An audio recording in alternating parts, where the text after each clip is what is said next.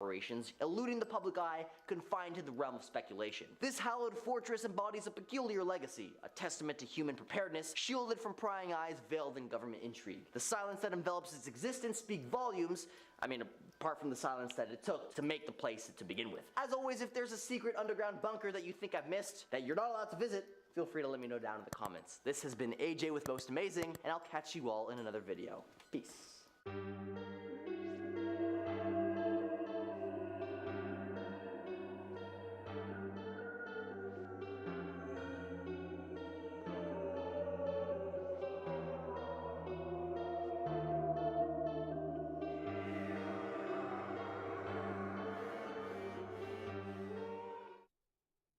This was my Jeep when I got it, and here's how I gave it a major vibe shift. First, I put on some Rhino Armory wheels, but not before throwing on an ARB bumper. We finished it off with a Smitty-built winch. With eBay Motors, you get parts guaranteed to fit every time. Hi, Aaron. Can you pick up 10 $500 gift cards for the office bonuses and email back the PIN numbers?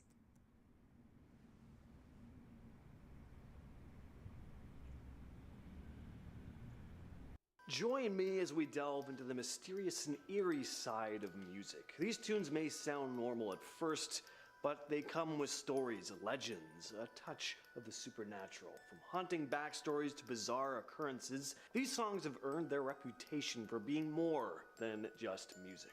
I'm your host, James, and these are the top 10 cursed songs Alexa refuses to play. And we're starting off things with Gloomy Sunday. This song was written by the Hungarian pianist Rezo Saris. It came out in 1933 and has become pretty infamous as a cursed song after multiple reports of people taking their own lives. Paying attention, while listening wasn't to it, it? particularly in Hungary. The original lyrics aren't the version that is associated with the curse, though. In 1935, lyrics penned by the poet Laszlo Javor are about the death of someone's lover dying and the despair they were left in. It said that people who What's going on, Shayna? What you doing? You need to start getting into Final Fantasy and other games like Sunshine Soul. Ended up taking their own lives. The English version, with lyrics by Sam M. Lewis, was introduced to a broader audience, but it was the English rendition recorded by Paul Robeson in 1936 that helped the song gain Like Sunshine traction Soul. in the United States. Billie Holiday's rendition further popularized the song in the U.S., and despite concerns about its impact, her version ended up reaching commercial excess. Some attribute the curse to this recording, but it's mostly the original that's said to be cursed. I'm about to get Jaden started on playing these games too. This Genshin Impact and stuff. Shayna, you might like Genshin Impact. You should look that up. Say you might like Genshin Impact too. That shit is fire, and we could all play together. To Ode to Joy, and then he died soon after. And things just got weirder from there. Gustav Mahler, an Austrian composer, cooked up his own Ninth Symphony and then checked out in 1911 while composing his 10th. Health problems were blamed, but the curse enthusiasts couldn't resist connecting the dots. Anton Bruckner, another Austrian, died while composing Symphony No. 9 in 1896. Franz Schubert, Ralph Vaughan Williams, they never completed their 10ths either. Now, there are plenty of other composers who have managed to complete their 10th symphonies without any drama, but this myth is still something even some modern-day composers are a little nervous about. Philip Glass, the composer who's famous for a ton of movie scores, even admitted he was trepidatious about composing his 9th symphony, so he got around it by composing his 9th and 10th at the same time. And he's still around, so seemed to do the trick. Number 8, Crossroad Blues by Robert Johnson. This is one of the most famous tales in American music history. Rock and roll has been associated with the devil for decades. And got the ass, man. Started here with blues musician Robert Johnson and There's no such thing as homework, Shayna. It's only work that teachers was too lazy to continue to teach you in school, because they're trying to draw along the process so that they could get a bigger paycheck. Life is homework. You're gonna continue learning and continue doing work from it, bro. Made a deal with the devil to achieve extraordinary guitar playing skills and musical success. There are also several musicians who Man, that's how you work, baby. That's how you work. Who faced tragic events. Lynyrd Skynyrd covered the song and experienced a devastating plane crash in 1977. Crash claimed the lives of 3 band members along with the tour manager. The Allman Brothers were known for performing Crossroad Blues, and they had their share of misfortune as well. Dwayne Allman died in a motorcycle accident in '71. Just over a year later, near the same location, Don't get on me either, Mobley also perished in a motorcycle accident. Next up, we have My Way by Frank Sinatra. This is a classic tune that has found its way into countless karaoke bars around the world, including the Philippines, but this seemingly innocuous song has earned a pretty notorious reputation over there, where it's believed to be associated with a curse. Apparently, singing this particular song in a karaoke setting can lead to violence. Numerous reports and anecdotes have circulated about altercations breaking out in Filipino bars after someone performs My Way on the karaoke machine. Some attribute it to the song's defiant and self-assured lyrics, and maybe the act of singing it can provoke feelings of arrogance or aggression. And some just say that singing this song off-key sounds particularly bad, which I think is the case for most songs, but whatever the reason, the association between My Way and karaoke-related violence has become so ingrained in Filipino culture that some places even display warning signs cautioning patrons against selecting My Way to avoid any potential conflict. Other karaoke bars just straight up ban the song altogether. Incidents linked to the curse have been reported across the Philippines, ranging from heated arguments to physical altercations, and in extreme cases, even fatal ones. J like that. Music Must Change by The Who. When they were recording the song, their legendary drummer Keith Moon was having a tough time getting it right. He was also dealing with some addiction issues at the time. So the band brought in a session musician to lay down the beats. Now, fast forward a bit, just a month after they dropped the album Who Are You?, which the song is featured on, Keith Moon died at 32 due to an accidental overdose. The band only played the song a handful of times after that, but cut to 2002, and they decided to dust off Music Must Change for an upcoming tour. Just one day before they were supposed to hit the road, though, their bassist, John Entwistle, passed away. So after that double whammy, The Who decided to finally retire the song for good. Next on the list is The Devil's Trill Sonata by Giuseppe Tartini. So Giuseppe Tartini, an 18th century Italian composer and violinist, had a wild night one night. He goes to sleep, and suddenly, in the middle of the night, bam, the devil himself shows up and plays him a tune on the violin. Tartini wakes up and just can't shake off this devilish melody. So what does he do? He picks up his own violin and starts composing. Thus, the Violin Sonata in G minor, aka the Devil's Trill Sonata, is born. This piece is brilliant, honestly. Absolutely beautiful. It doesn't sound like something the devil would churn out, but there is definitely a certain haunting aspect to it. But again, it could probably be attributed to the context. And because of the context and story behind this, there are some folks who swear this sonata brings a curse. Like, play it, and you're basically inviting the devil to your violin recital. There's also a tale that Tartini actually sold his soul for this tune. Is it true? Who knows? Maybe he just had a very vivid imagination. Next up, we have the Ghost Song. This song is just terrifying. I don't know how to describe it, other than it just sounds haunted. I first heard about this track when it was posted to YouTube without an artist name. It was a bit of a mystery for a while, and there was a creepypasta attached to it about someone who listened to the song and was incredibly disturbed by it, but they just couldn't get it out of their head. The song just got under their skin to the point where they became completely obsessed, unable to sleep. Another story goes that the person who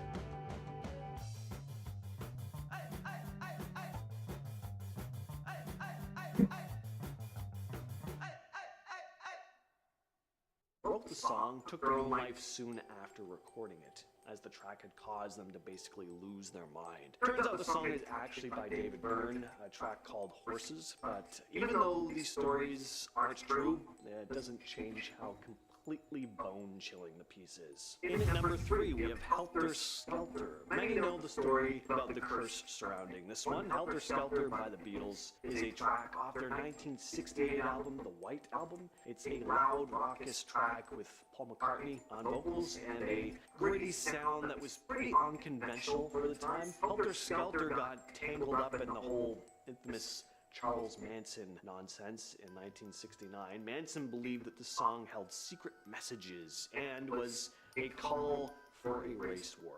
So he and his followers committed a series of brutal crimes, including taking the life of actress Sharon Tate. The words Helter Skelter were even scrawled in blood in one of the crime scenes. The song was apparently part of the inspiration for his actions, but I think we all know that this is not the case. Only one man was the inspiration for Charles Manson's actions, and that man is Charles Manson. If Helter Skelter never came out, you just would have found a different hidden message to find in some other song. So, number 2, Dead Man's Curve. Dead Man's Curve is a song by the California rock duo Jan and Dean.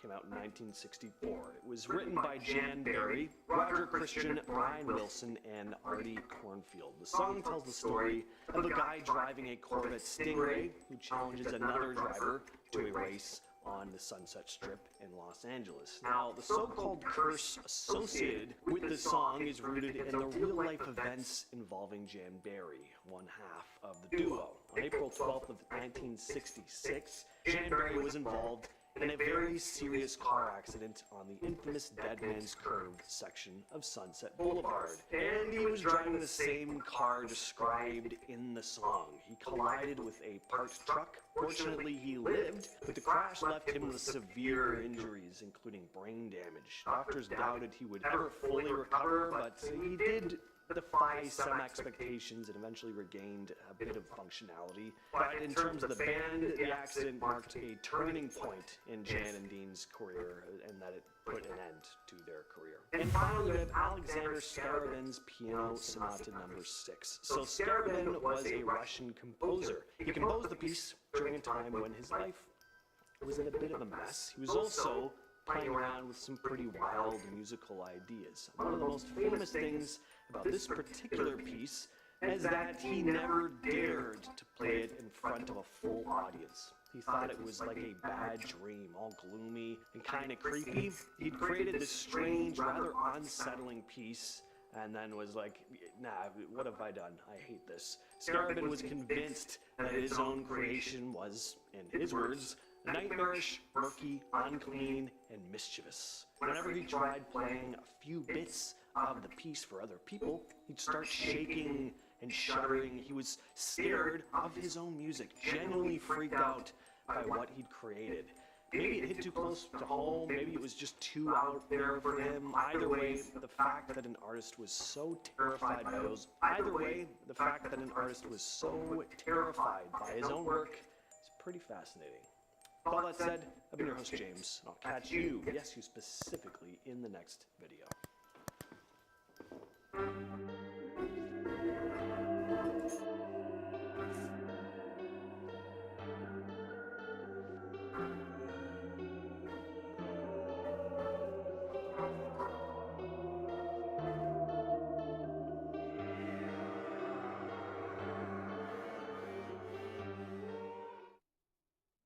Why are so many businesses using Snapchat ads? Let's ask Playbite. We realized there was a big overlap between Snapchat users and our target audience of young gamers.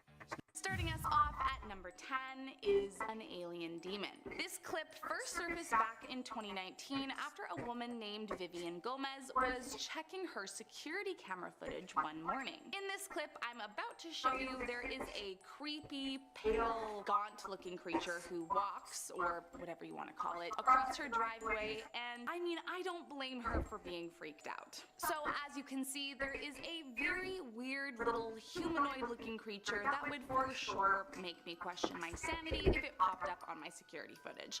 Now, of course, when it was posted, there were quite a few people that pointed out how much this creepy creature resembles Dobby, the elf from Harry Potter. And I mean, honestly, I kind of do see that. Also, that funky little chicken dance thing that it's doing is definitely not the most intimidating thing a demon could do. But the funny Dobby point aside, is still a super freaky video that definitely makes me feel all kinds of weirded out. I mean, look at that thing. It doesn't look human to me, that's for sure. Plus, all we are seeing is the back. Who knows what its face looks like, let alone what it could be capable of. Let's just hope that whatever it is, it's not looking to hurt us. Next up at number 9, a river monster. Now, this video starts off a little differently from the rest on this list, but I still thought it was weird enough to add to the list for you guys. As you can see, there are 2 people at the top of a hill with a stretcher, and a group of people in what appear to be hazmat suits a little bit down a ledge from them trying to pick something up. Now, a group of people wearing hazmat suits in the middle of the day by the river is definitely a little unusual to begin with, but what's even stranger than that is what they appear to be grabbing. If you take a look at the clip, it looks like whatever they're grabbing is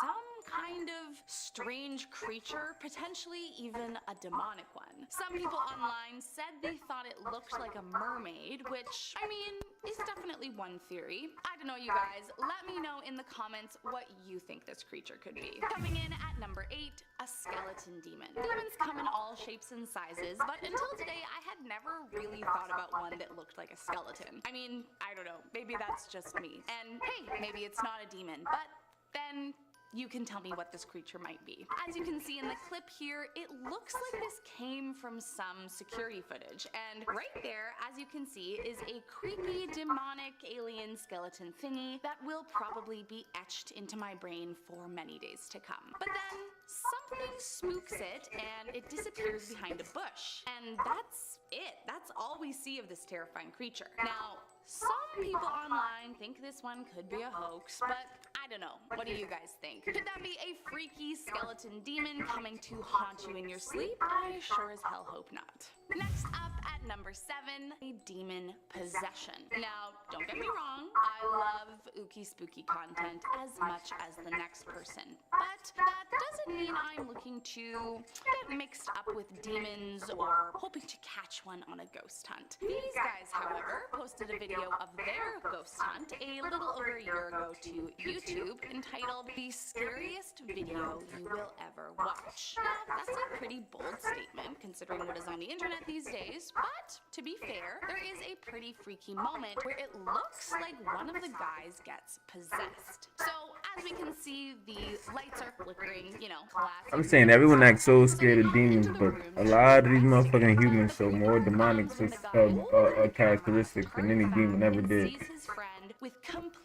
All demons do is basically do what the feds would give, you know, vote to hang yourself. In a haunted house with the lights flickering like that, I would definitely be running as far away as I could. But hey, to each their own. However, maybe the strangest part is that literally seconds later, it's gone and he's back to normal. I mean, I don't know. What do you guys think? Was he being possessed by an evil demon? Coming in at number 6, a creepy crawly. This next one was posted to the YouTube channel Kisa Weba, and it's definitely what my nightmares are made of. All demons are creepy, but there is definitely something about one that's crawling on the ground that adds an extra layer of shivers down my spine. As you can see in the clip, this demon is crawling across the pavement, full horror movie style on their hands, and behind them it looks like there is this trail of like demon ghostness falling behind them, or maybe that's just the shape of the demon.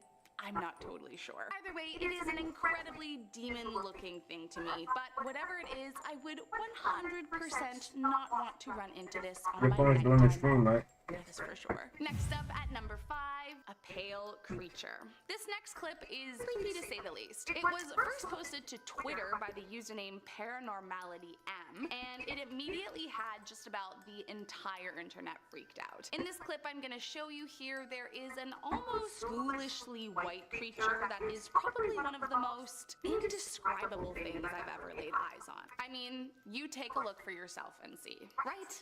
Look at that thing. Do you get what I mean? Like, actually, what is that creature? Some think it could have been some kind of paranormal sighting, while others joked it kind of looked like Gollum, which, truth be told, I can kind of get behind. However, the resemblance to Gollum or not doesn't make this ghoulish creature any less freaky, or any less possible of being a demon capable of possessing you and ruining your entire life. Coming in at number 4, Voldemort Demon. This next video was posted by an account called Supernatural back in 2020, and before I get into it, let me just start off by saying that the first thought I had about this demon was that it looked like Voldemort. That, or Emperor Palpatine maybe, both of whom I would prefer to whatever the hell is in this clip. So, as you can see, as the camera starts coming into focus, a terrifying dark creature is standing at the very back of the hallway, staring right at the camera. Now, something about the fact that it doesn't move almost makes it scarier. Like, I am just waiting for something super bad to happen. However, whoever was filming this apparently likes to live on the edge, as it looks like they actually start getting closer to this evil cloaked demon. But then, completely out of nowhere, this Voldemort demon straight up falls away and disappears. I mean, look at that. Like, what is happening there? If there is one thing that is scarier than seeing a demon, it's seeing that demon disappear and having no sweet clue where the hell it went.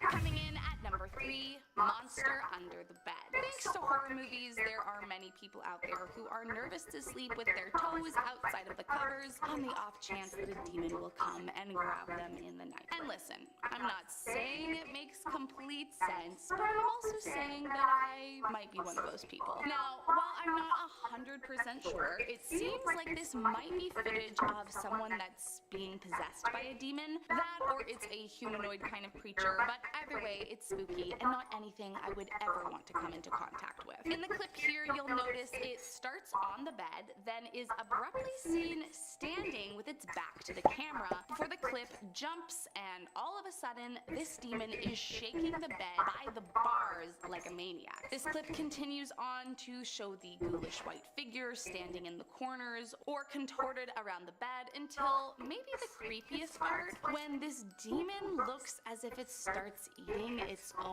We handcraft every Stearns & Foster using the finest materials like indulgent memory foam and ultra-conforming inner springs for a beautiful mattress and indescribable comfort. For a limited time, save up to $800 on select Stearns & Foster adjustable mattress sets.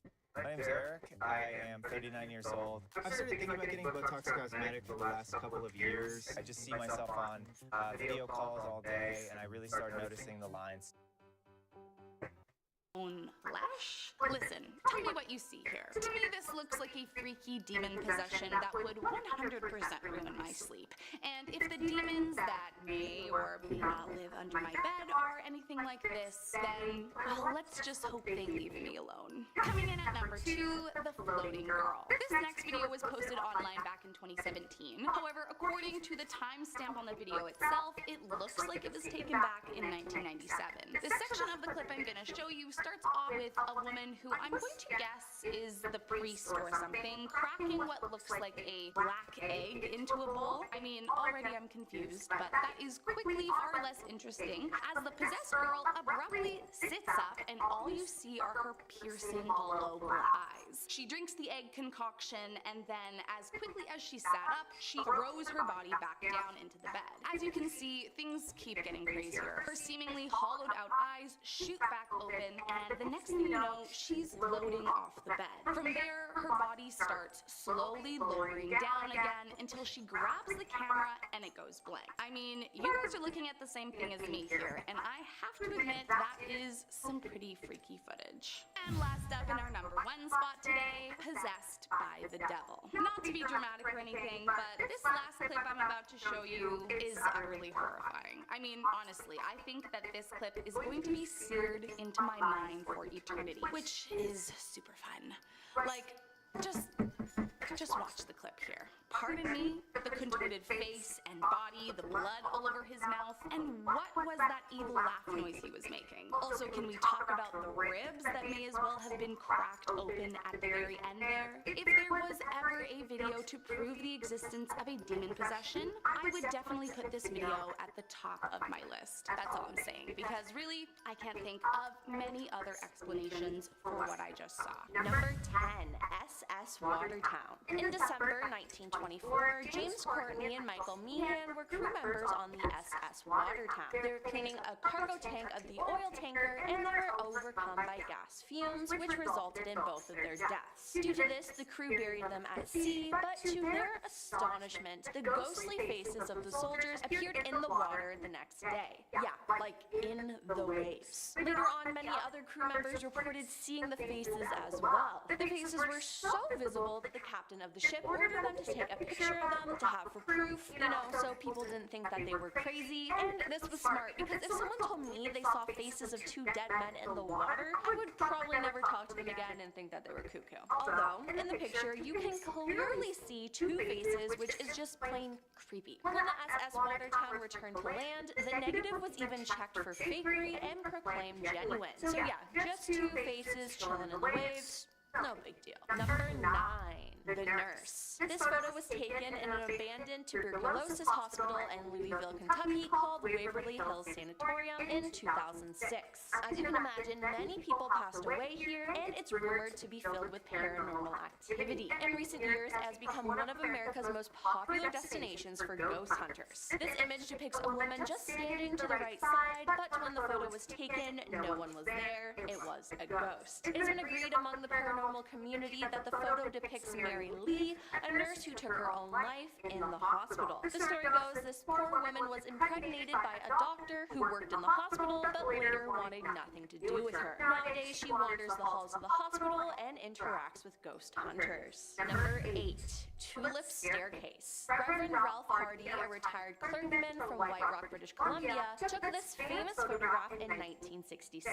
Originally, he only wanted to take a picture of the elegant tulip staircase in the Queen's House section of the National Maritime Museum in Greenwich, England. And I mean, I don't blame him, they're pretty. But upon development, the photo revealed a shrouded figure climbing the stairs. It's strange and unsettling, and Ralph said there was no one else in the frame when he took it. Experts who examined the original negative concluded that it had not been tampered with. The vicinity of the staircase is rumored to be haunted, and unexplained footsteps have often been heard there, so it's most likely something supernatural who just wanted their photo taken. Number 7, the Brown Lady. The Brown Lady of Raynham Hall is a ghost that reportedly haunts Raynham Hall in Norfolk, England. It became one of the most famous hauntings in the United Kingdom when photographers from Country Life magazine claim to have captured its image. According to the legend, the Brown Lady is the ghost of Dorothy Walpole, the sister of Robert Walpole, generally regarded as the first Prime Minister of Great Britain. She was the second wife of Charles Townshend,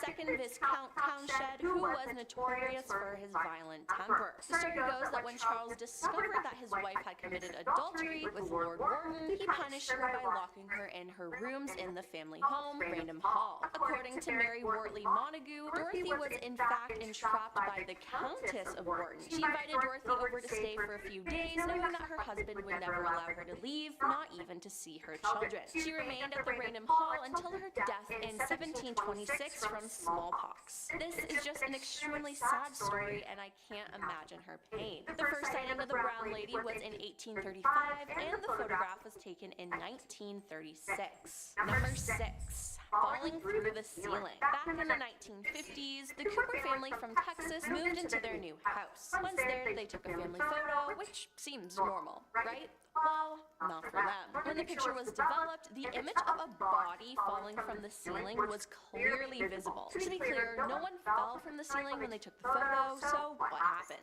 As further investigation on the story has brought no plausible explanation, there exist many speculations, including one that argues that the shadow is the ghost of the previous owner of the house. But my question is, why is he falling from the ceiling, and why did he have to ruin that beautiful family photo? I remember seeing this photo on the internet when I was probably too young to see it, and after all these years, this image still gives me chills. Ugh. Number 5. backseat ghost. On March 22nd, 1959, Mabel Chernery and her husband drove to the graveyard in which her mother had been buried. Her mother had died a week previously, and they were going to take photos of her grave, and they did. As Mabel returned to the car, she decided to use her last remaining shot to take a candid picture of her husband waiting in the vehicle on the passenger's side. Nothing was out of the ordinary, it was just a random photo, but when the pictures were developed, one of Mabel's friends pointed out that someone, believed to be her mother, appeared to be behind her husband in the back seat of the car. Now, was the figure her mother or some other spirit? Who knows? I mean, they were in a graveyard, it could have been anyone or anything. The photograph itself wasn't seen in the United States until the story got a whole page in the Sunday newspaper. Mabel stated that the spot where the unexpected figure appeared in the back of the car is where her mother always sat when they went for drives, so it makes sense that it could be her. An unnamed photo expert is quoted as saying, "The lady in the back can't be the result of a double exposure. If it were, the door's upright wouldn't block off part of her face, and she can't be a reflection in the window either." So, maybe it really is Mabel's mother. Number 4.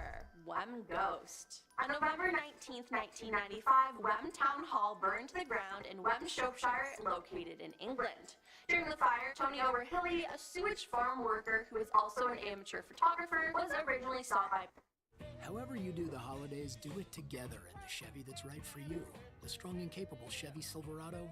Police from approaching the burning building. He took a picture of the blaze from across the street with a 200mm lens. It appeared to depict the image of a young girl in the doorway of the burning building. Now, to be clear, there were no injuries or fatalities from the fire. This was not a human. Locals who saw the photo believed it was the ghost of Jane Churn, a young girl who was accused in 1677 of starting a fire in the same town. The image of the girl, the photographer, or the onlookers. It only appeared after the photo had been developed. I mean, if she was accused of starting a fire and then she popped back up in an area where another fire started, it seems like it really could be Jane. Number 3. The Spectre of Newby Church. The Spectre of Newby Church is the name given to a figure in the photograph taken in the Church of Christ the Consoler on the grounds of Newby Hall in North Yorkshire, United Kingdom. The image was taken in 1963 by the Reverend Kenneth F. Lord.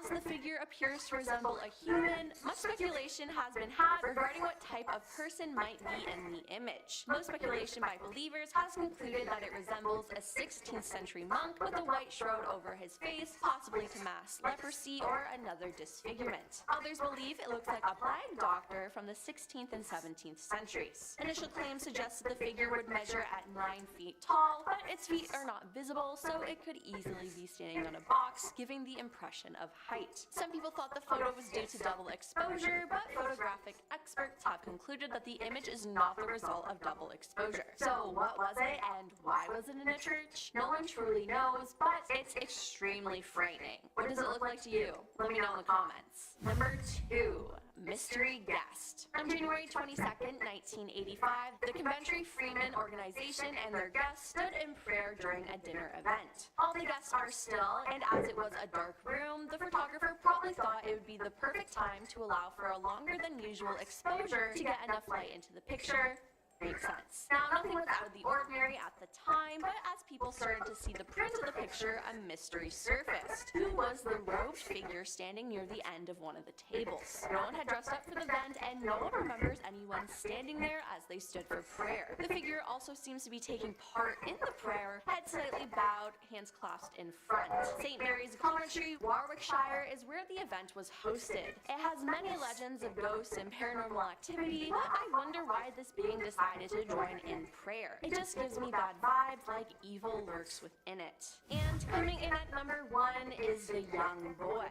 One of the most famous haunted houses in the United States is the Dutch Colonial House at 112 Ocean Avenue in Amityville, New York. The haunting stems from the night of November 13th, 1974, when 23-year-old Ronald Defoe ended the lives of all 6 members of his family. He was then arrested, convicted, and given 6 concurrent life sentences. In December of 1975, George and Kathy Lutz, along with their 3 children, moved into the house and claimed that spooky things were happening. For example, George would wake up at 3:15 every morning, which was the approximate time that Ronald committed his crimes. Kathy said she would feel a ghostly presence and be embraced by it. All of this and more caused the family to flee in fear after only staying in the house for 28 days, and honestly, I don't blame them. Due to this, demonologists Ed and Lorraine Warren visited the house and set up time-lapse infrared cameras and caught this photo. The picture wasn't made public until 3 years later when George Lutz appeared on the Merv Griffith Show in 1979. Believers of the haunting think that the picture is the ghost of the youngest Defoe son, John Matthew, who was 9 at the time. Others believed it's a staged photo, but despite its controversy, this picture is one of the most frightening images from the Amityville Horror. Number 10. Royal Air Force Squadron. This photo, taken in 1919, was first published in 1975 by Sir Victor Goddard, a retired RFA officer. The photo is a group portrait of Victor's squadron, which had served in World War I at the HMS Daedalus training facility. This isn't a normal photo though, as an extra ghostly face appears in the photo. In the back of the airman positioned on the top row, fourth from the left, you can clearly see the face of another man. It's said to be the face of Freddie Jackson, an air mechanic who had accidentally died from an airplane propeller 2 days earlier. And let me just mention, his funeral had taken place on the day this photograph was taken. Members of the squadron easily recognized the face as Freddie's. I mean, it was his funeral, he just wanted to be a part of the photo. It has also been suggested that Freddie, unaware of his death, decided to show up for the group photo, which is just sad. Number 9.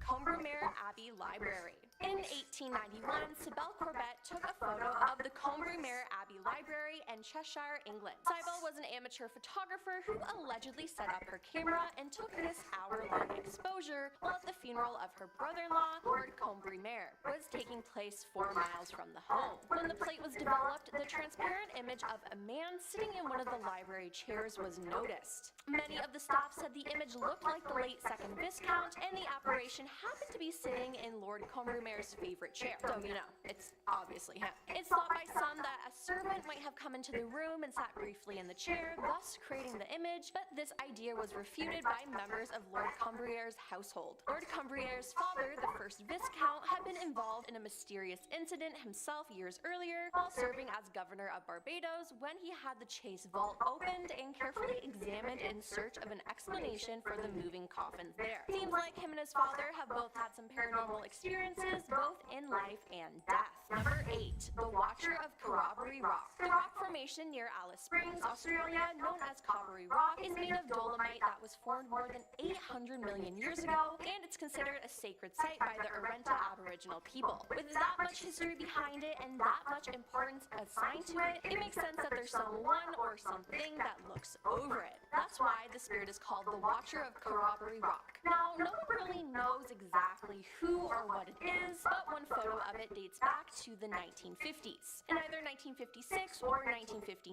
reports vary, a minister from Adelaide stopped the photo during a visit to the rock formation, and it's been puzzling people ever since. According to the minister, Reverend R. Lance, there was no one around when the photograph was taken, however, but when he developed it, the ghostly figure now seen in the image appeared. It's kind of nice to know that there's something taking care and watching over that area, no? Number 7. Leeds General Infirmary. Now, why wouldn't there be a creepy ghost photo taken in a hospital? With many patients' lives ending and beginning there, those places are full of spirits. Now, this photo isn't an extremely well-known ghost photo, but it's still creepy nonetheless. This photo was taken at Leeds General Infirmary by Andrew Milburn. The photo shows what appears to be a ghost nurse or patient fleeing into a room in a hospital corridor. Andrew took the photo to show his girlfriend where he was in the hospital and did not mean to capture a ghost. He didn't know this ghost was in the photo until he reviewed it more closely. Andrew had always been skeptical about ghosts, but seeing this figure changed his mind, and honestly, that would change my mind too.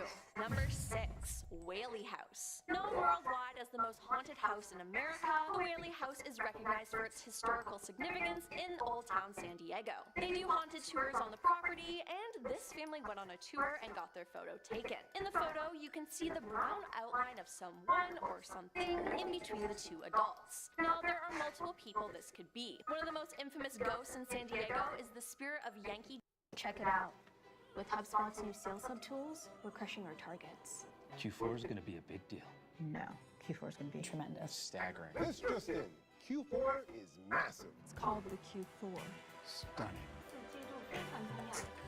Jim Robinson. Yankee Jim was hanged in the house in 1852 after being convicted of stealing horses. Thomas Whaley himself, who owned and lived in the house with his family years later, had said they could hear heavy footsteps going up and down the stairs. Visitors have reported cold spots and the feeling of their chest and throat tightening while in the home. Others claim to have seen Yankee Jim 2, an apparition that appears and disappears when you get close. This ghost in the photo could also be Thomas Whaley himself. Today, and for many years, visitors of the house have reported seeing Thomas. One guest waved to a man she said she saw standing in the parlor. No one else could see the man, but when asked what he looked like, she described a man wearing period clothing that resembled Thomas. Adults too have seen him wearing a frock coat and pantaloons standing on the second-story landing. And others have seen his wife, Anna, usually floating about in the garden or in the downstairs room. Her ghost, which appears white and billowy, seems to just drift about and then disappears. So with so much ghost activity in that house, I am sure it's one of those spirits. Number 5. Tantallon Castle. Tantallon Castle dates back to the 14th century, stands on a remote headland near North Berwick, and was badly damaged in an attack by Oliver Cromwell's forces in 1651. A photo taken there shows a ghostly figure. The photo, taken by Christopher Anachin in 2009,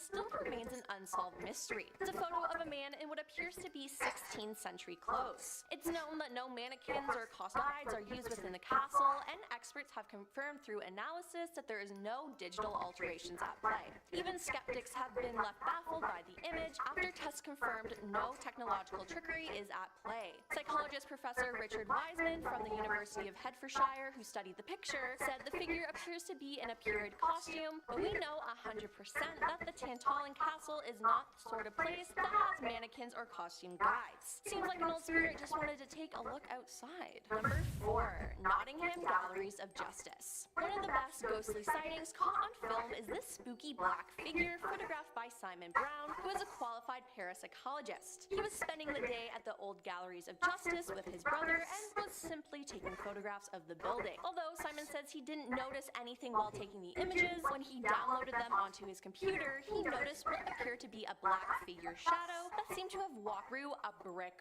wall. Staff at the galleries have corroborated Simon's story, saying that they too have seen similar figures and have experienced similar paranormal encounters, but have not yet been able to capture anything on film. They've seen ghostly apparitions, dealt with poltergeist activity, and had doors slam on their own. Simon also mentioned when discussing the figure that it appeared to be in turn-of-the-century prisoner dress, dragging a leg behind him as though he was in chains. All I can say is creepy.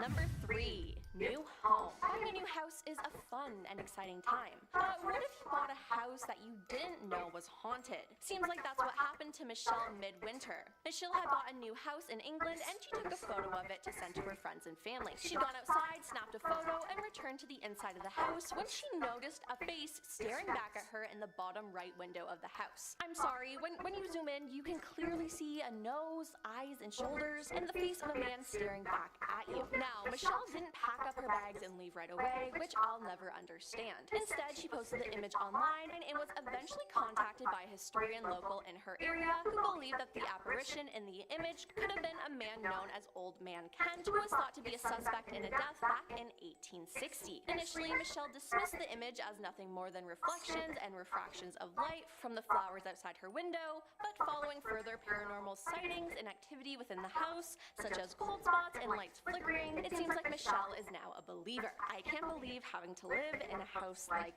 that. Number 2. Bedroom Ghost. In 2005, a teenage girl had just gotten her first digital camera. She was messing around, experimenting with the features, and taking photos of her friend Tommy. The two photos were taken seconds apart. The first was taken with flash, and the second was taken without. When taking the photo, the photographer and her friend were the only people in the room at the time, but there's clearly another person in the photo on the right. It looks like an older person wearing glasses, and I mean there's clearly someone there. The girl said that unusual things were always happening in her family's house as there were noises and things moved. Maybe it was the spirit who was doing all this and decided to reveal themselves. If I took a photo of a ghost in my bedroom now, I would never sleep there again. And coming in at number 1 is the ghost in the water. In 2014, Kim Davidson was swimming in a lake with a friend and their combined 3 children. They went to Murphy's Hole in Lochar River in Queensland, Australia. While there, they took a photograph.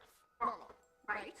But when the photograph came out, there was a ghostly figure of a girl behind the group who looked like she'd been leering behind the family. They said that there was nothing in between them when the photo was taken, and on close examining the image, they realized it was a white face with dark eyes and 2 horns on either side of the head. Its fingers are on Kim's shoulder and on the small girl's Yes, Kim queen. posted it on Facebook, and upon seeing the image, many comments were made, some saying that the 2 horns looked like 2 ponytails or buns. A fellow user shared the story of Doreen O'Sullivan, a girl who accidentally drowned in the same creek in the same spot in 1913. I do have Zelda.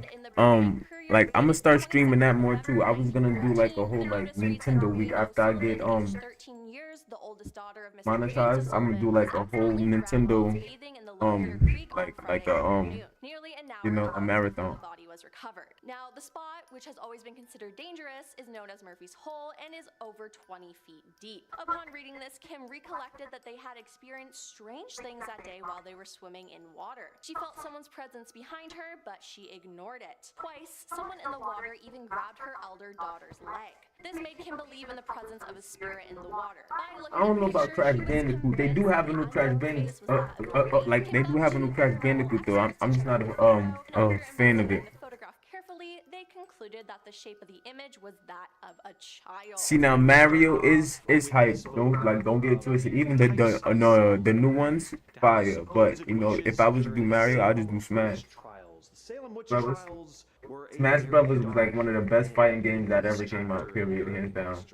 Ain't no way around it. Taking place in Salem, Massachusetts, the trials were fueled by a climate of fear, superstition, and religious fervor. Yeah, but it's crazy you say that about the Zelda though, because I was doing it last time on my last Twitch, and it was getting good reviews and everything. So yeah, I'm gonna do it again too.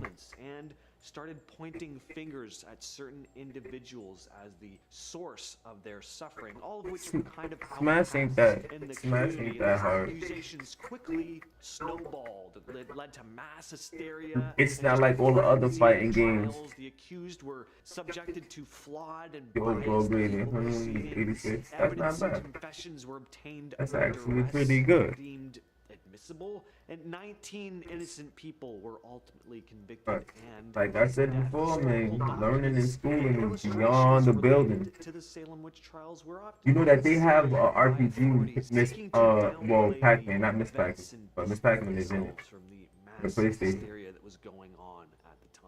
At number 9, and I feel you, but see, you can't get caught up on what is a B, what's a A, what's a C. Like they try to put those type of grades or whatever to their system to make you either feel bad or feel good about yourself or someone else. I mean, to fit into their agenda. I mean, like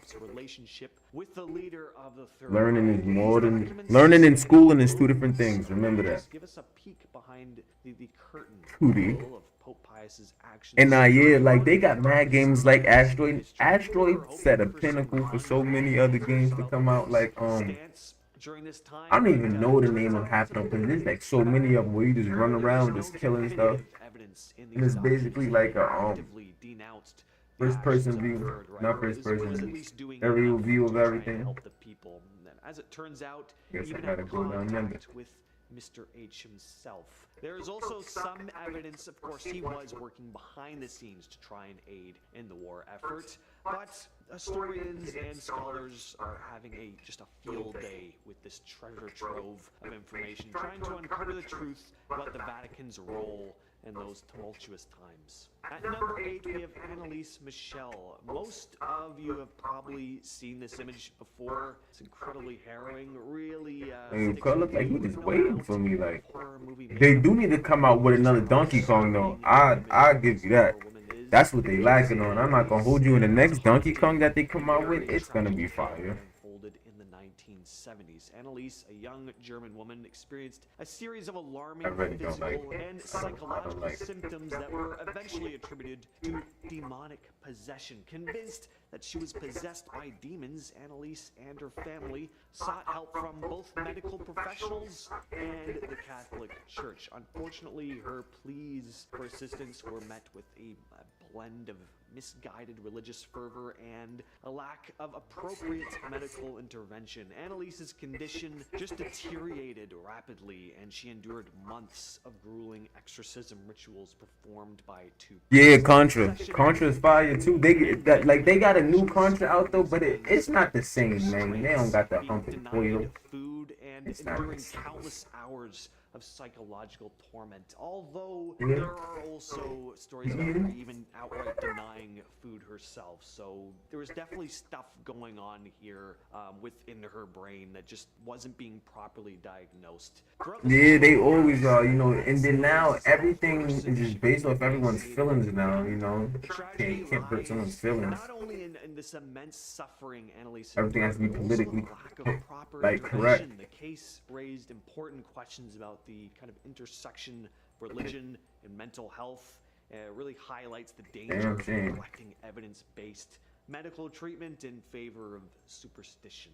At number 7 on the list, we have a bit of a different one. These are documents and possible images that have been successfully hidden in the Vatican Apostolic Archive, formerly called the Vatican Secret Archive, which I like way better. I love the word secret. It's actually This thing is actually strong. I like it. For dramatic effect. You don't just hold archives here. These are secret archives. It's vast repository located within the walls. Make me work.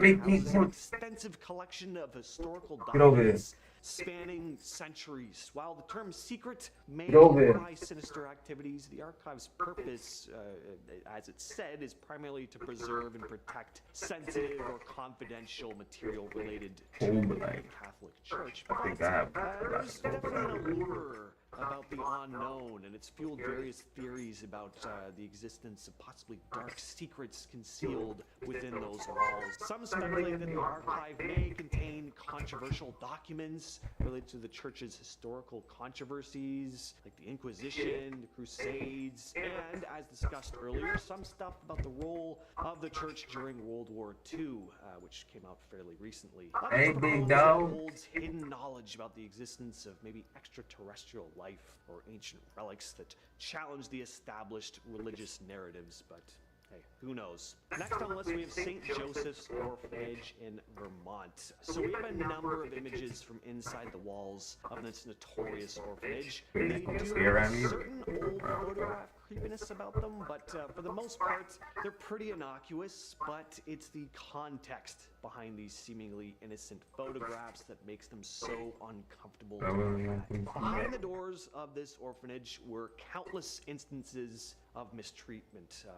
Mistreatment is really putting it lightly. It was outright horrific what went on here, and when over 100 former residents of the orphanage came forward to make statements about how they had suffered as children in the facility, no charges were made, and the church had turned a blind eye to the cruelty the residents experienced at the hands of the nuns who ran it. The list of crimes committed are just too long to list, but it's so bad that there were actually children who lost their lives at this place, and not by accident. Some were pushed off boats. There's other stories about instances of being pushed out windows by nuns. It's infuriating hearing what went on here. This next image was an engraving by Bernard Picart, a draftsman, illustrator, and engraver from the early 18th century. This image here is his depiction of a torture chamber of the Spanish Inquisition. We see supposed heretics being suspended by ropes. One man has his feet being held to a fire. Picart created a body of work that challenged the religious norms of his time. His art often depicted religious subjects in unconventional ways that questioned the dogma upheld by the Catholic Church at the time. Picart's approach was met with disapproval a lot of the time and condemnation from the Church, who considered his interpretations as blasphemous or heretical. But his willingness to depict religious figures and stories in a critical light led to his work being looked down upon and criticized by the church. Up next, we have this image. This is Dennis Rader, someone who upstanding members of the Christian faith would not be proud to learn that he is indeed a believer. Dennis Rader was a notorious American serial killer who terrorized the community. As soon as I'm done with this tower, then I'm gonna shut him down, and I should be at the Particularly chilling was the stark contrast between his heinous crimes and his seemingly normal everyday life. At the time of his arrest in 2005, it was revealed that Rader had served as a church leader, contributing to his image as this upstanding member of society. He was an active member of the Lutheran Church, holding positions such as president of the church council and leader of the Boy Scouts. Rader's role as a church leader and this image he upheld as being this dedicated member of his community only made it more of a shock when he was found out about his crimes. This guy, just an absolute monster. He did some incredibly twisted things that I just can't go into detail here, but just a reminder that no matter how decent people seem on the outside, there could be something much darker going on behind closed doors. Not trying to say you shouldn't trust anybody, just, keep your eyes peeled. Don't be too trusting. At number 3, we have the Salem UFO sighting. This photo may not look all that spectacular compared to some of the actual footage we've seen of possible UFOs today, but just keep in mind that this photo was taken in 1952. It wasn't doctored, and these mysterious glowing lights in the sky have never been explained. The photo was snapped by Coast Guard Officer Shell Alpert in Salem, Massachusetts. What makes this image really stand out is just how clear it is. It's not blurry, it's very obvious that there are 4 glowing discs hovering in the air. Now, in terms of why the church would have tried to hide an image like this, maybe people starting to believe in the presence of extraterrestrial life would have gone against what the Bible laid out. Really, I just put this one on here because it's an intriguing photograph. Number 2, let's change gears for a minute and take a look at a fairly recent image that made headlines when it was first shared on social media back in 2017. It didn't make headlines on major publications or anything, but it was all over the internet at the time. This image looks to be some sort of large winged thing. The picture was taken in Phoenix, Arizona by Richard Christensen, who's just as confused as everyone else as to what he captured on camera. Some said it resembled Mothman, but others said that this shadowy figure resembled an angel, or even possibly a demon. Definitely looks more like a harbinger of doom to me. Of course, it could just be a trick of the camera or just an outright hoax, but I think it's a pretty eerie looking photo. And coming in at number 1 is William Tyndale. This image depicts the termination of William Tyndale, who was burned at the stake for doing what, you might ask? Turns out it's translating the Bible into English. As it turns out, what the Catholic Church was trying to hide here was actually the Bible itself. At least they wanted to keep it out of the hands of everyday people, anyway, which they believed would undermine their power. Tyndale believed that the Bible should be accessible to the common people in their own language, challenging the church's monopoly on biblical interpretations. Translation work, particularly the New Testament, faced opposition from religious authorities who sought to maintain control over religious teachings. The church considered Tyndale's translation as heretical, as it was in direct opposition to their authority, and his efforts were met with resistance, and he was ultimately arrested in 1535. In 1536, he was sentenced for heresy. He was sentenced and condemned to death by strangulation before being burned at the stake. We're starting things off with the Guildhall Ghost. This photograph was taken in 1985, which is kind of surprising. It looks like something taken in 1925. What we're looking at here are members of the Coventry Freeman organization at St. Mary's Guildhall in Coventry, UK. They're bowing their heads in prayer. They're at a dinner service. In the top left-hand corner, though, we see a figure that seems to be wearing a long robe of some kind. They're not dressed like anyone else there. They're all mostly in suits and ties. Now, what makes this photo so creepy is that apparently nobody had seen this robed figure before until the film was developed and they looked at the image. Lord Mayor Walter Brandish who was at the dinner, claimed there was no one in that spot at the time and nobody who had been dressed like that at the entire event. You can also see that whoever or whatever this figure is, it's pretty tall, a head or two taller than most of the people in the photo. Only thing scarier than a ghost is a really tall ghost. Number 9, the devil portrait. This is a photo taken of an infamous image of the devil depicted in one of the most supposedly cursed books in history, the Codex Gigas, aka the Devil's Bible. Yeah.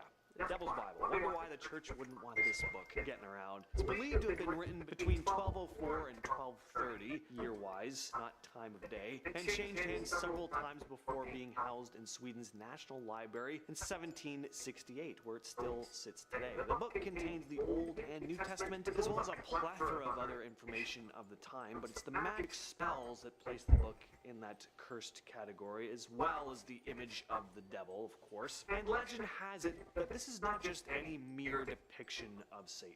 There's a dark tale behind it. It's said that the Codex Gigas was written by a monk who had broken his vows in some way and was being sentenced to death. There are many versions of the tale, but the point is he attempted to cut a deal. If he could write a book containing all the world's knowledge in a single night, his life would be spared. This is, of course, an incredibly unfair and impossible task, unless you have some sort of deity helping you, right? And said monk was tempted by the devil himself, and ended up selling his soul to him in order to help complete the book. And this demonic portrait is actually said to be Satan's own doing, his very signature, which he signed at the end. It's also, in some versions, the monk drew it as a tribute to him as well. Number 8, the White Lady of Worstead Church. Taken in August of 1975 by Peter Berthelot, who is visiting the Church of St. Mary's in North. I gotta go all the way. Fuck back. Straight back bullshit. That's what motherfuckers running on my ass and shit.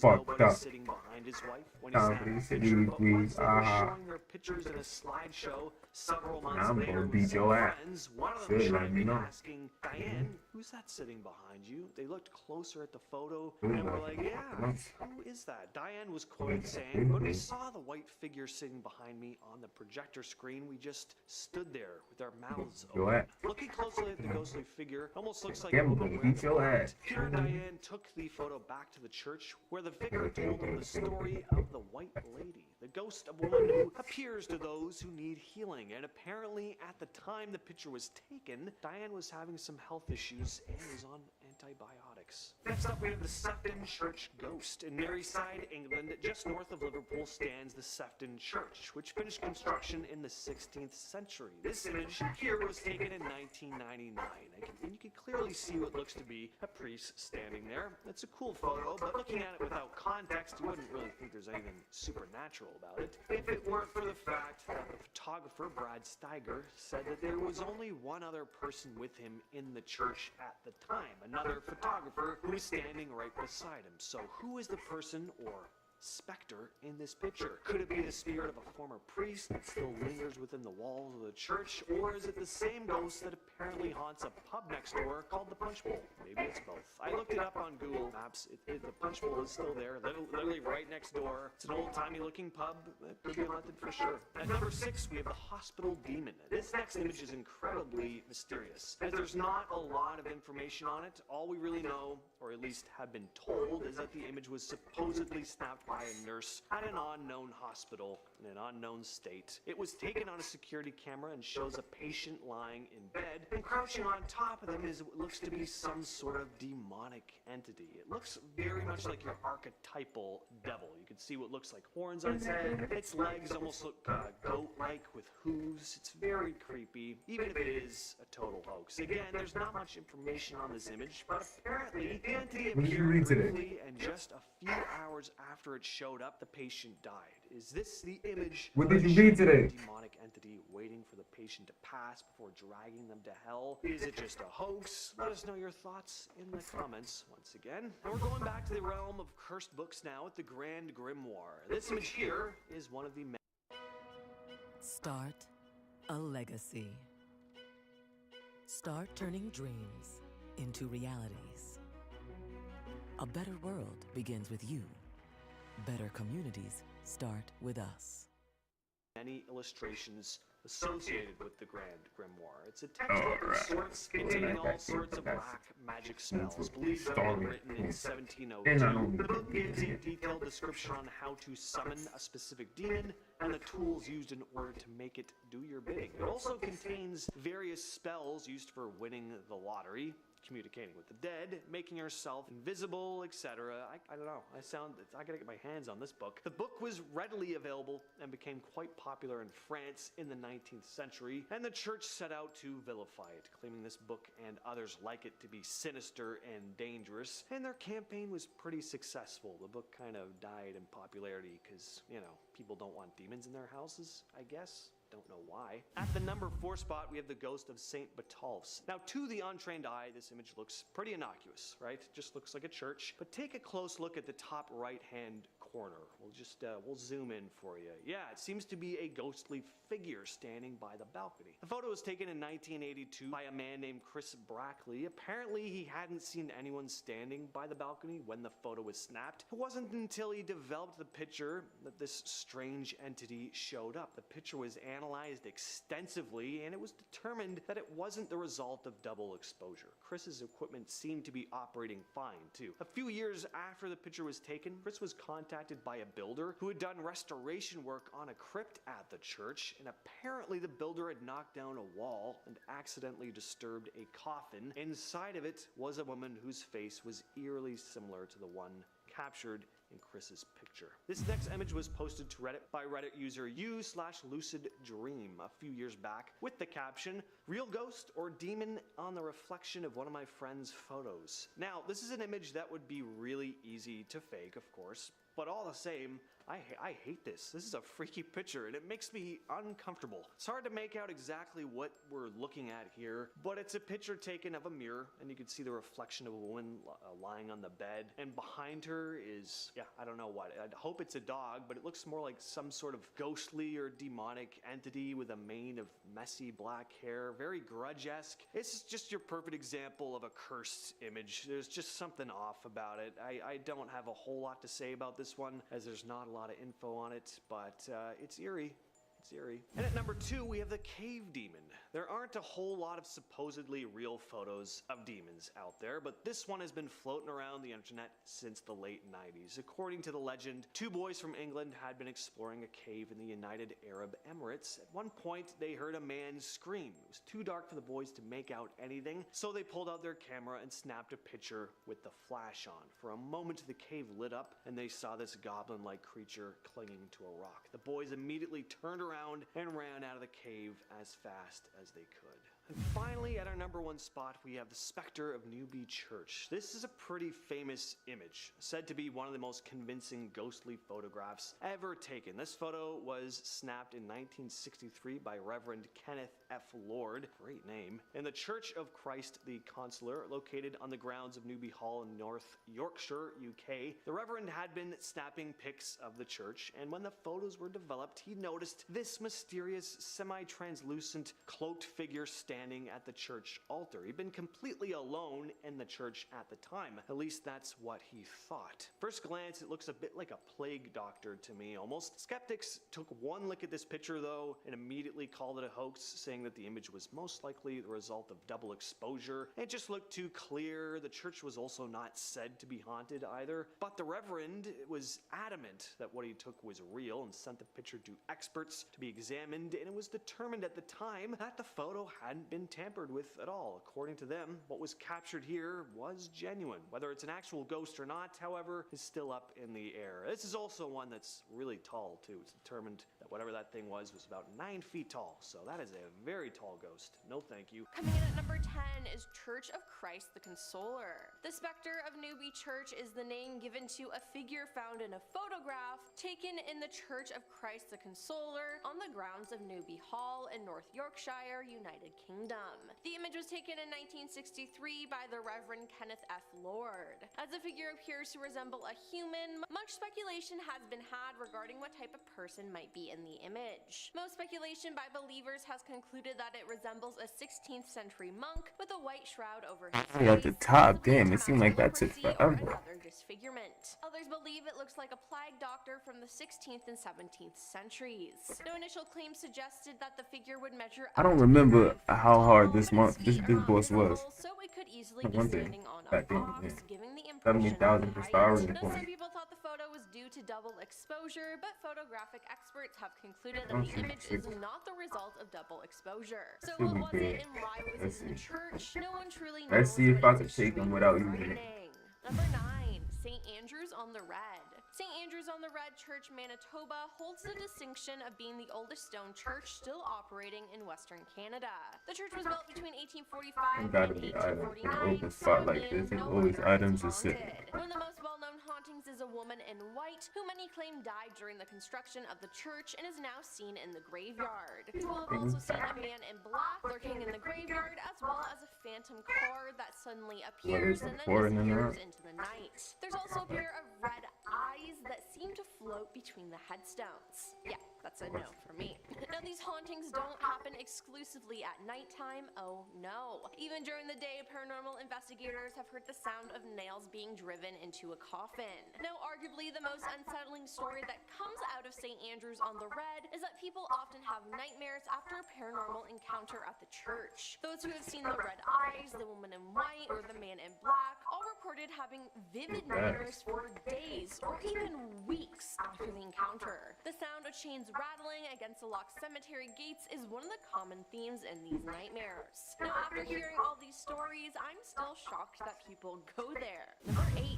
Most Holy Trinity Church. Constructed between 1882 and 1885, Most Holy Trinity Church in Brooklyn, along with its adjoining school and rectory, is believed to be extremely haunted. In 1897, church sexton George Saltz had his life ended in the church, but whoever was responsible was never caught. Since then, a bloody handprint has occasionally appeared on the wall leading up to the bell tower. Casual. Now, the school was built in 1887 on the site of the church's graveyard. Now, although all the bodies were said to have been moved to a different location, ghostly activity makes some suspect that a few bodies remain beneath the school. And I mean, why would you ever think to build a school over a graveyard anyway? People have seen the lights in the gymnasium turn on and off by themselves for years and heard footsteps when the gym is empty. The rectory is also the site of paranormal activity, and the bedroom formerly used by Monsignor Michael May, who died in 1895, is rarely used due to his ghost making noises in the room throughout the night. Number 7. St. Bartholomew's Church. The construction of St. Bartholomew the Great Church began in 1112. It said a monk and a Norman courier named Rahir were responsible for receiving the land and funds from King Henry I to build the church. A number of deaths and executions took place on the ground of the church. Now today, several resident ghosts and unnamed entities reside with. Finding a wine you love can feel, well, overwhelming.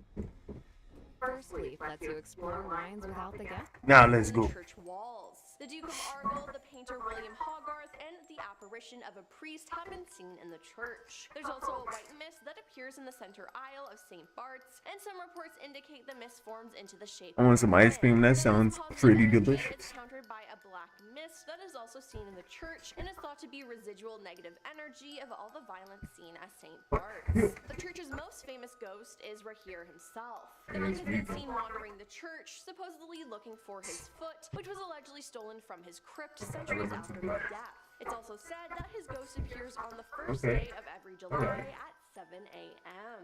Number 6. St. Louis Cathedral. Located in the French Quarter of New Orleans, St. Louis Cathedral is the oldest cathedral in the United States still in use. The first version was constructed in 1718, and the final versions of the cathedral was completed in the 1850s. Now, due to its long history, St. Louis Cathedral has become home to a number of spirits. Now, one of the most famous ghosts to haunt the cathedral is Père Antoine, who served there as a priest from 1774 until his death in 1829. Père Antoine famously baptized Marie Laveau, the voodoo queen of New Orleans, and later performed the marriage to her first husband. Antoine's spirit has been seen walking through an alleyway outside the church named after him while quietly sitting and looking through the stained glass windows. The first recorded sighting of Antoine's ghost was in 1924. Other ghosts include Pierre Antoine's predecessor, Pierre Dagbert, the pirate Jean Lafitte, and even the infamous Delphine Lalaurie. Number 5. St. Mary's Catholic Church. St. Mary's Catholic Church was built in 1845 and is the oldest extant church in Nashville. Now, there are 3 ghost rumors to haunt this church and its grounds. One story is about a priest who died during construction of the church. Another story claims that during a civil war, a Catholic priest serving as a chaplain for the Confederate Army was shot and died in the church. There is another rumor that the ghost is the spirit of Bishop Richard P.S. Mills, who died in 1860. He was buried in the church basement and supposedly still haunts his own stomping grounds. According to a story from 1937, a pounding at his bedroom door woke up a priest in the rectory, but he could find no one there. After he fell asleep, he was woken again, this time by a pounding on the headboard of his bed. There was no one in the room, so he blamed the old bishop. Number 4. St. Nicholas Church. Located in Kent, England, the village of Puckenley is considered one of the most haunted villages in England. Perhaps the most notably haunted site in St. Nicholas Church, which dates back to 1090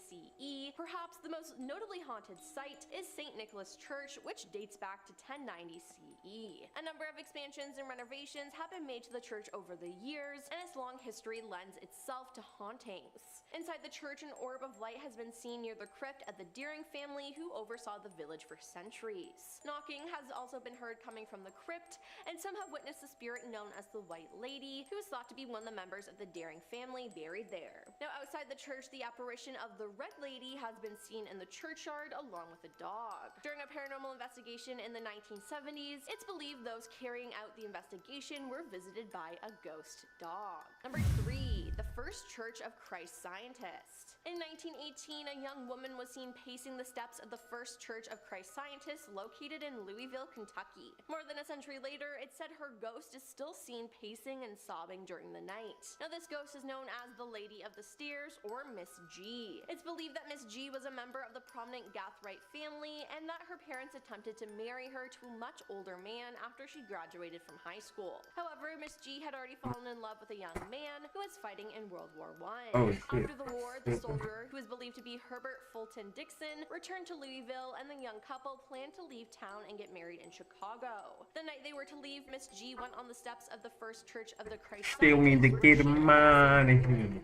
Sadly, Dixon never showed up, and a passerby saw a distressed Miss G pacing on the steps of the church. As it turned out, Dixon had come down with the Spanish flu and was unable to make it to the church, but the news never made it to Miss G. In a matter of days, both Dixon and Miss G had died from the flu, and Miss G's spirit has been seen on the church step ever since. Number 2. St. Mark's Episcopal Church. St. Mark's Episcopal Church is Wyoming's oldest church, having been built in... That dragon kind of looks like the dragon from the new Zelda. St. Mark's, 2 Swedish immigrants were hired to complete the masonry for the church's bell tower. The foundation for the bell tower goes 15 feet into the ground and stands 60 feet tall with 4-foot thick walls. Now, as the 2 men worked, one fell to his death in the basement of the bell tower. The Johnny. believed that the fall was an accident, buried the man within the walls of the bell tower before fleeing the state. Yep, he thought that was the best solution. In the 1920s, the bell tower was finally completed, but construction workers said they heard a disembodied voice saying, "There is a body in the wall." Now, the church rector believed that the bell tower was haunted and even had a special room built in the tower for the man's ghost. People have continued to report hearing the voices of a Swedish Manson in the years since the bell tower's completion. And no wonder. If I was that man, I would haunt the church too. And coming in at number 1 is St. Mary's Guide Hall. On January 22nd, 1985, the Coventry Freeman organization and their guests stood in prayer during a dinner event. All the guests were still, and as it was a dark room, the photographer probably thought it would be the perfect time to allow for a longer than usual exposure to get Every month has 28 days because we're supposed to have 13 months. If we have 13 months, then every day will be equal with 28 days. But due to the fact that capitalism needs there to be certain days at to which they got you working and not working, There's only 12 months with one punk ass 28-day cycle every 3 year, because that fourth year is 29. Clasped in front. Coventry, Warwickshire is where the event was hosted, and it has many legends of ghosts and paranormal activity, but I wonder why this being decided to join in the prayer. And we are starting off this list with the Ghost of Worsted Church. So back in August of 1975, there's this guy named Peter Bertholdt, just your average Joe, right? He's out with his family taking a stroll around the Church of St. Mary's in Norfolk. Nothing unusual, just a family day out. Peter's got his camera, it snaps a picture of his wife Diane sitting on a church bench, deep in prayer mode. Seems pretty ordinary. Peter, being the typical family man, claims Hey, I just sang. I'm only saying. nobody behind his wife when he took that picture. Fast forward a few months, they're hanging out with some friends, showing off their holiday slides, and boom, one of their friends points at a photo and asks, "Hey Diane, who's that sitting behind you?" Cue the collective confusion. Peter and Diane squint at the photo, and lo and behold, there's this white figure lurking behind Diane, almost like a woman. I'm gonna jump back on tomorrow, y'all. So yeah, I'm gonna let you know what time. Probably like around like 2 or 3. Yeah. I love y'all though. Thank you for stopping by and all of that. The local vicar Much always appreciated. Much heard a ghost appreciated. story tells them about the legend